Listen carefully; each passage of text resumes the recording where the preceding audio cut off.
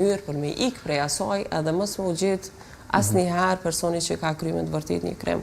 E përmendë edhe cyberbullying si pjesë e doktoraturës tënde. Si qëndron Kosova në këtë aspekt? Kemi pa raste goxha që janë shtuar kohët e fundit, po në këndveshtrimin tënd. Unë e bullizimin përgjithësi e shoh që është shumë i theksuar në Kosovë, edhe bullizmi kështu fizik edhe ky digital, mirë po digital është tepër i përhapur. E kemi pas rastin ndoshta e kujtoni mbylljen e faqes Alp Kings. Ne kemi pas një rast në institut, të cilën e kam trajtu vetë dhe ka qenë, mund të them, ajo ndoshta iniciatorja për me deshifru këtë faqe. Ka pas postime personi në fjalë, ku ato kanë vazhdu sistematikisht disa ditë dhe nuk është bërë asnjë ndalje nga ana e faqes, edhe pse ju është tërhekur vrejtja.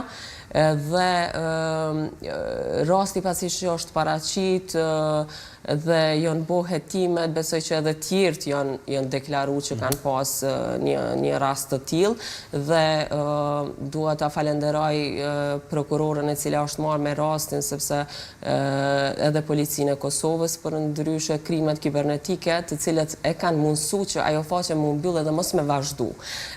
Kur po flas për një faqe të tillë që kanë qasje krejt, do me thonë, të gjithë të rinjët e Kosovës, është me të vërtet shumë, si të them, e vështirë me pranu që na kemi gjëra të tilla këtu në Kosovë. Do me thonë, një bullizim i klasës fazës shumë të lartë, unë mund me quajt këto.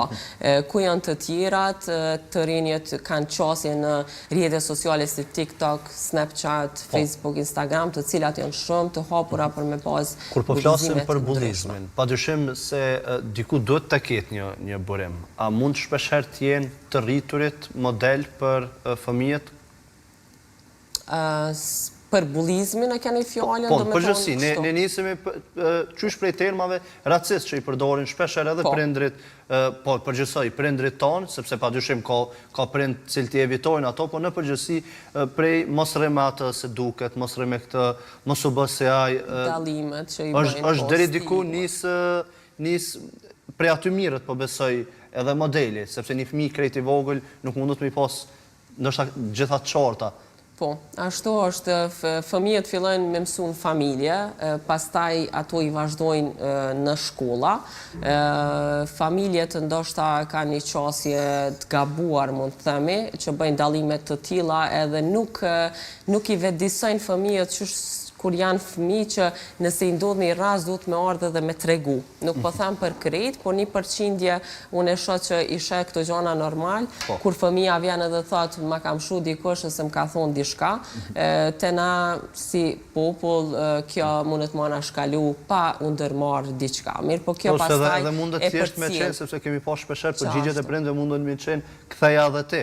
Ktheja edhe ti, bën e të njëjtën, çush ta ka bu. Ashtu është, është kjo se tash këtu është ndoshta pak edhe një hendeku shumë i holl mes asaj se apo e mësoj fëmin me e mbrojt vetën, apo po e bëj bullist?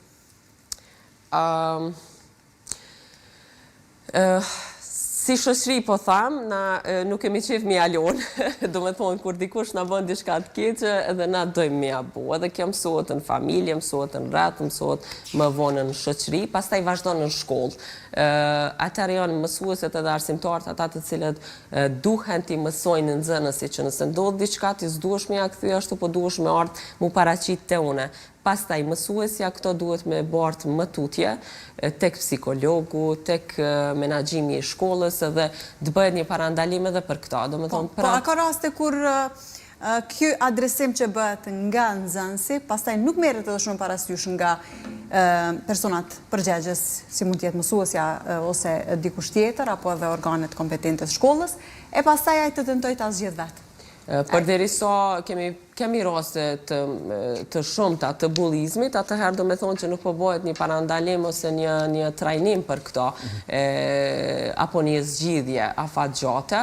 Zgjidhja afatgjate bëhet kur mësimdhënësa trajnohen për me mujtë mi zbulu këto, edhe pastaj me punu në rehabilitim të këtyre. Këtu është problemi. Kemi pas edhe rastin në Shqipëri që ka ndodhur dhe ka ardhur deri në vetvrasjen e 17 vjeçares, e cila ka qenë tepër e dhimbshme, sepse ajo ka gjetë zgjedhje në vete, do me thonë ka vendos me bo një gjë të tillë. Për atë, po them prap, institucionet arsimore duhet të jenë shumë të kujdesshëm dhe duhet të bëjnë çmos për me mujt me i parandalu sikur bullizmin ashtu edhe rezultatet e dhimbshme që munden me ardhë si rezultati këtyre gjërave.